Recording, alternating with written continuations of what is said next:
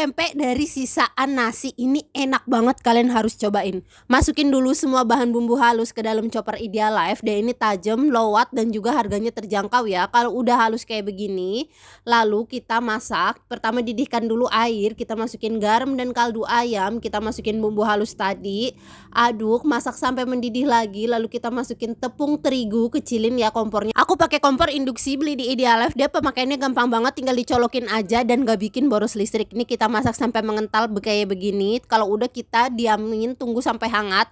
Kalau udah hangat kita kasih telur 2 butir sama tepung sagu.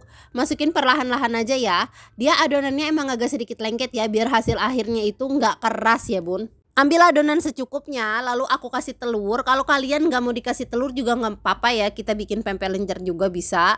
Lalu kita rapatkan. Lakukan sampai selesai, kita rebus di air yang sudah panas. Aku pakai kaserol dari Idealife deh, ini anti lengket dan muatannya gede banget, Jerman teknologi. Udah mateng, kita angkat.